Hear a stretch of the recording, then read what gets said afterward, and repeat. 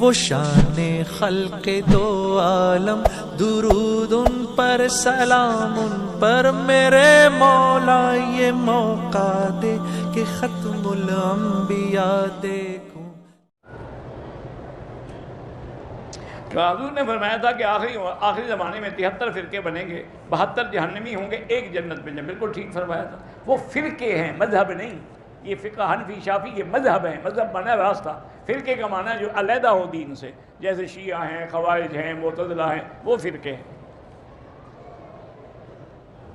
بہرحال وہاں فرض جہاد فرض ہوتا ہے جہاں کافر لڑ رہے ہوں، مسلمانوں سے لڑنے سے جہاد نہیں ہوتا، وہ تو فساد ہوتا ہے۔ تبلیغی جماعت والوں کا مسجد میں سونا جائز ہے تو آپ گھر لے جایا کریں، کہاں جائیں گے وہ بیچارے جن کا گھر ہی نہ ہو؟ صحابہ نہیں سوتے تھے حضور کی مسجد میں، اصحاب صفہ؟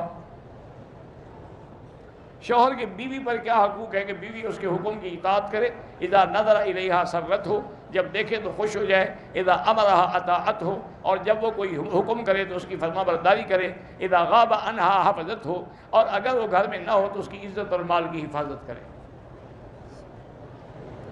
میری فیکٹری میں بریلوی امام نماز پڑھاتا ہے، وہی اللہ کرے سب کے پیچھے نماز ہو جائے گی، اگر وہ قبروں کو سجدہ کرتا ہے پھر نماز نہیں ہوگی۔ انڈیا میں تبلیغ کے کام میں 2 حصے ہو گئے ہیں، یہ 2 جماعتیں ہیں۔ بھائی سب جماعتیں ٹھیک ہے، دونوں ٹھیک ہے، جس کے ساتھ بھی رہو بات تو دین کی کرتے ہوں گے نا، باقی مجھے تفصیل کا کوئی پتہ نہیں کہ وہ کیا کہتے ہیں وہ کیا کہتے ہیں۔ یہ اصل میں آپ کبھی غور نہیں کرتے، یہ یہودیوں کی سازش ہے۔ وہ اس جماعت سے گھبرا گئے کہ یہ کون لوگ ہیں جو 50 ملکوں میں تبلیغ کر رہے ہیں، ان کا پیسہ کہاں سے آتا ہے، فنڈنگ کہاں سے؟ وہ ہر آدمی اپنا خرچ کر رہا ہے، پیسہ کہاں سے آتا ہے؟ کیا مطلب؟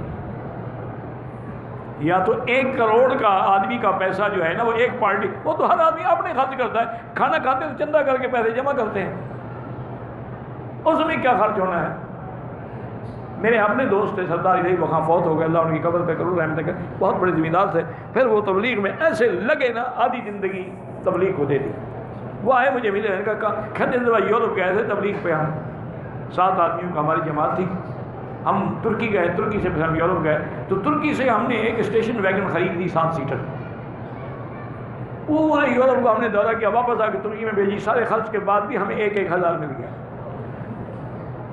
اس میں کسی کی فنڈنگ کا کیا تعلق ہے بھائی؟ تو اب ان کو یہ خوف کھا رہا ہے کہ یہ کیا ایسی کوئی لوت کی بیماری ہے جس کو چمٹ جاتے ہیں اس کو چھوڑتے ہی نہیں،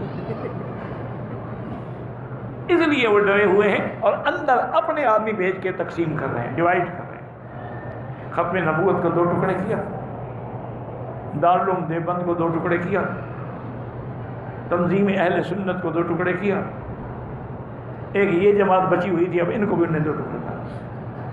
انا للہ و انا الیہ راجعون۔ دعا کریں اللہ علماء کو، اہل حق کو، دین والوں کو یہودیوں کی سازش سے بچائے۔ آج کل خاص طور پہ تہجد میں مکہ مدینہ کے لیے اور پاکستان کے لیے دعا کیا کریں۔ آج کل یہ دونوں ملک جو ہے نا یہودیوں کے ٹارگٹ پہ ہیں، ان کی نظریں انہی پہ لگی ہوئی ہیں کہ جب تک مکہ ہے، مدینہ ہے، ہم مسلمان کبھی ہم سے مغلوب نہیں ہو سکتے۔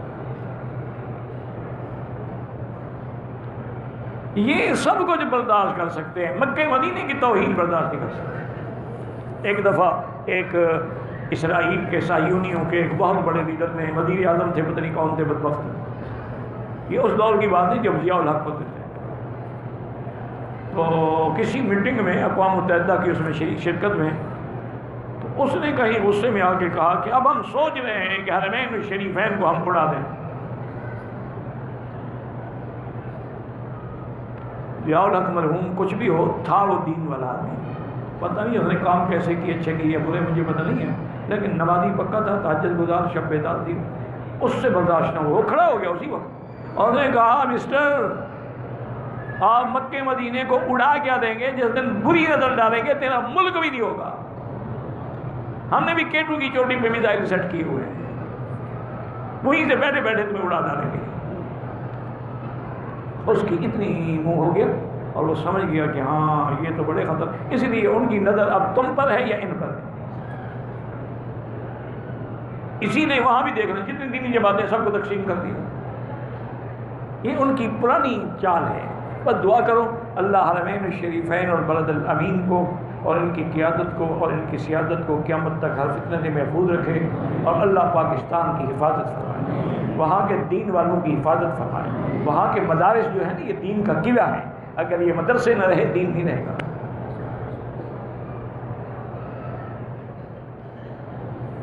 حضرت فاطمہ کا نکاح حضور پاک نے خود کیا ہے، اور حق المہر میں 400 درہم حضرت علی نے دیے ہیں.